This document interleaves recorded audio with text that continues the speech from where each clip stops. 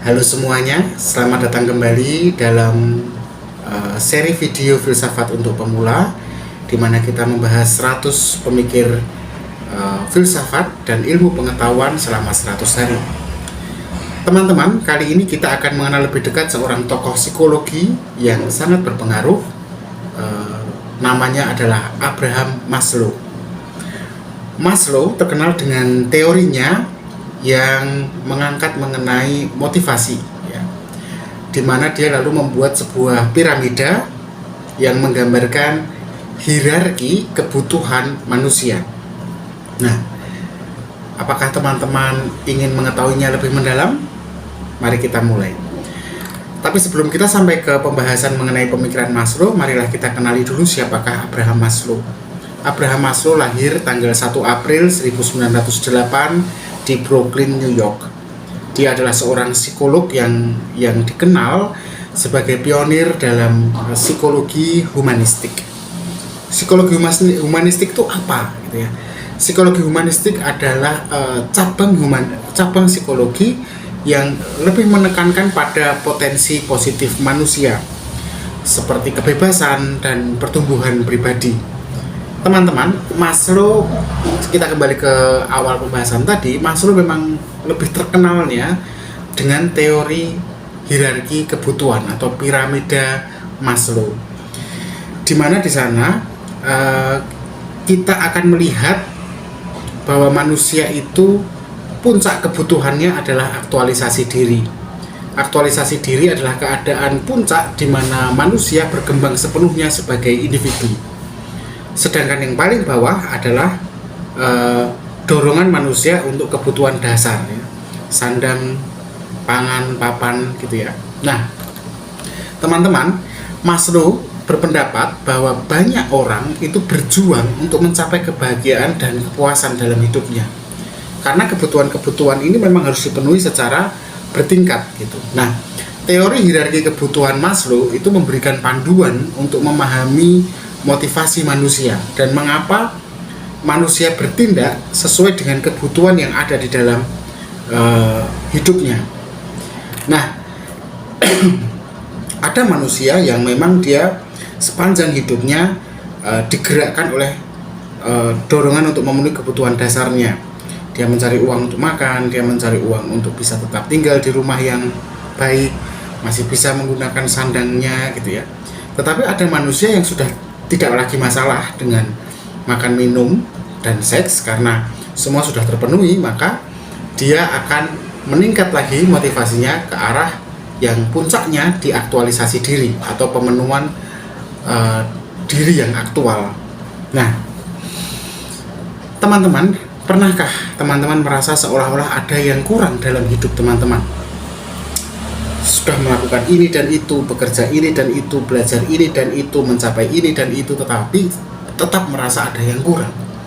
Mungkin saja itu karena salah satu kebutuhan dasar teman-teman belum terpenuhi, ya, secara komplit. Nah, Maslow mengorganisir kebutuhan manusia dalam bentuk yang piramida dengan 5 tingkat atau 5 level. Setiap level mewakili jenis kebutuhan yang harus dipenuhi sebelum kita bisa melangkah ke level selanjutnya. Oke, kita mulai dari level yang paling rendah, ya. Di level yang paling rendah kita akan bertemu dengan kebutuhan fisiologis, kebutuhan dasar. Pada level ini, kebutuhan paling dasar itu dimaksudkan adalah kebutuhan-kebutuhan yang perlu dipenuhi untuk bertahan hidup, seperti makanan, air, udara, dan istirahat, ya. Nah, tanpa kebutuhan fisiologis ini di bagian bawah sendiri ini, kita tidak mungkin akan lanjut ke level berikutnya. Apa level berikutnya? Kebutuhan akan keamanan. Setelah kebutuhan fisiologis terpenuhi, kita tentu akan mencari rasa aman dan terlindungi. Ini mencakup rasa aman dari ancaman fisik, ancaman kesehatan, pekerjaan yang stabil, dan tempat tinggal yang aman. Oke, jadi ketika kita sudah kebutuhan dasar tadi fisiologi sudah, kebutuhan keamanan sudah, kita lalu berlanjut ke level yang ketiga. Level ketiga ini adalah kebutuhan sosial. Jadi di atas kebutuhan dasar dan kebutuhan atau fisiologis dan kebutuhan keamanan, manusia memiliki kebutuhan untuk merasa terhubung dengan orang lain.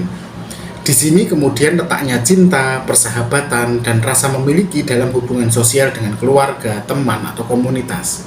Itu di level ketiga dari bawah. Kemudian bila ini sudah terpenuhi, maka akan naik lagi ke level keempat. Di atas kebutuhan sosial ada kebutuhan akan penghargaan. Jadi setelah kita merasa diterima dalam hubungan sosial, kita tentu ingin dihargai dan diakui oleh orang lain. Ini termasuk kebutuhan untuk menjaga harga diri kita, penghargaan atas pencapaian kita, dan pengakuan terhadap kemampuan kita. Nah, setelah level keempat itu kita naik lagi ke level kelima. Ketika kita sudah dihargai, ketika kita sudah aman hidupnya, sudah terpenuhi kebutuhan sosialnya, kita sampai di level puncak dari piramida Maslow, di mana kita berusaha untuk menjadi versi terbaik diri kita. Nah, teman-teman, aktualisasi diri itu mencakup pencapaian potensi penuh, kreativitas, pencarian makna hidup, dan pemenuhan diri. Orang yang mencapai aktualisasi diri adalah mereka yang merasa bahwa mereka telah mencapai tujuan hidup mereka dan mengembangkan kemampuan terbaik mereka. Teman-teman, Maslow berpendapat bahwa untuk mencapai aktualisasi diri, kita harus memenuhi kebutuhan dari tingkat yang lebih rendah terlebih dahulu, baru kemudian melangkah ke tingkat yang lebih tinggi. Tanpa memenuhi kebutuhan dasar dan rasa aman, kita tidak bisa fokus pada hubungan sosial yang sehat. Atau kita juga tidak mungkin mencapai satu aktualitas kepribadian yang lebih tinggi. Nah, aktualisasi diri sebenarnya adalah konsep yang sangat penting dalam teori Maslow. Maslow percaya bahwa aktualisasi diri adalah tujuan hidup yang dapat dicapai oleh setiap orang, tetapi hanya setelah kebutuhan-kebutuhan dasar mereka terpenuhi level ke level.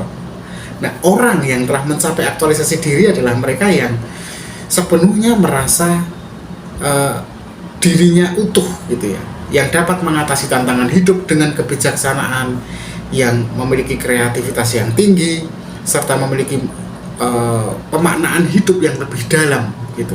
Nah, teman-teman, Maslow menggambarkan orang yang telah mencapai aktualisasi diri sebagai seseorang yang memiliki kemandirian, kreativitas. Dia sudah sampai pada tahap empati yang mendalam, dan bahkan dia mampu melihat dunia dari perspektif yang lebih luas. Contoh orang-orang yang bagi Maslow ya dianggap sudah mencapai aktualisasi diri itu seperti seniman, ilmuwan, pemimpin, atau siapapun yang mampu mengembangkan potensi sepenuhnya dalam bidang yang mereka tekuni. Nah, teman-teman, teori kebutuhan Maslow ini itu punya pengaruh yang besar dalam berbagai bidang, utamanya ya tentu saja psikologi ya. Tetapi dalam bidang-bidang lain, teori Maslow juga digunakan. Contohnya dalam bidang pendidikan, dalam bidang dunia kerja. Nah, dalam psikologi, teori Maslow ini membantu para profesional untuk memahami lebih baik tentang motivasi dan bagaimana seseorang bisa mencapai kesejahteraan secara psikologis. Dalam bidang pendidikan contohnya, teori Maslow ini membantu para pendidik untuk merancang lingkungan belajar yang bisa mendukung kebutuhan dasar siswa sebelum akhirnya siswa ini dapat diajak untuk fokus pada pembelajaran akademik. Sebagai contoh, siswa yang belum sarapan, yang goyang mau pingsan karena lapar, atau merasa tidak aman karena selalu dibully teman-temannya, tentu akan merasakan kesulitan berkonsentrasi dalam belajar. Atau misalnya contoh lainnya di perusahaan, banyak organisasi yang menggunakan prinsip Maslow untuk merancang lingkungan kerja yang dapat meningkatkan produktivitas dan kebahagiaan karyawan. Ketika kebutuhan dasar karyawan itu bisa dipenuhi, seperti rasa aman secara ekonomi, masing-masing sudah punya rumah, sudah punya jaminan kesehatan, mereka dihargai, mendapatkan penghargaan, dan hubungan sosial di antara karyawan itu baik, maka mereka tentu akan lebih termotivasi ya dalam bekerja, dan hasilnya juga maksimal, dan mereka akan merasa puas dengan hasil-hasil kerja mereka. Nah, meskipun teori piramida kebutuhan Maslow ini itu diterima tapi juga nggak sedikit loh ya kritik kepadanya gitu. Beberapa kritikus berpendapat bahwa teori Maslow ini terlalu idealistik dan terlalu memukul rata atau terlalu mengeneralisir, tidak mempertimbangkan adanya perbedaan budaya misalnya, ada perbedaan konteks sosial yang masing-masing ini akan sangat mempengaruhi urutan kebutuhan manusia. Ada manusia yang lapar, misalnya katakan dia lapar, kekurangan, tapi dia merelakan itu demi diterima oleh sesamanya atau demi dianggap sebagai orang kaya misalnya, padahal dia sebenarnya miskin, kebutuhan dasarnya belum terpenuhi. Ini kan berarti lompat level ya, level 1 belum, dia sudah langsung level 3, atau merasa tidak enak kalau tidak menyumbang ke sebuah acara hajatan orang lain, padahal untuk makan sehari-hari aja susah gitu. Jadi jelas bahwa kebudayaan itu sendiri juga membentuk cara orang untuk menentukan level-levelnya. Namun meskipun ada begitu banyak kritik ya kepada Maslow, apa yang dia hasilkan dari pemikirannya ini tetap relevan dan mempengaruhi cara kita memahami motivasi manusia dan bagaimana kita bisa menciptakan lingkungan yang mendukung untuk masing-masing orang di dalam komunitas termasuk diri kita sendiri mencapai potensi yang penuh. Saya pikir cukup sekian tentang pembahasan kita tentang Abraham Maslow. Yang jelas dia sudah menunjukkan kepada kita tentang bagaimana manusia terdorong untuk mencapai kebahagiaan dan pemenuhan kepuasan diri, sehingga kita juga bisa paham bahwa di mana saja kebutuhan itu bisa dikategorikan dan seperti apa sebenarnya makna dari aktualisasi diri itu. Jadi saya pikir teman-teman bisa mempelajarinya sendiri lebih mendalam, tetapi secara garis besar saya sudah menyampaikannya kepada teman-teman. Bila ada pertanyaan silahkan tuliskan langsung di kolom komentar. Jangan lupa untuk like, subscribe, dan aktifkan loncengnya supaya kita masih bisa ngobrol lebih panjang lagi tentang filsuf-filsuf yang lain. Terima kasih, sampai jumpa di video berikutnya. Tetap berpikir kritis.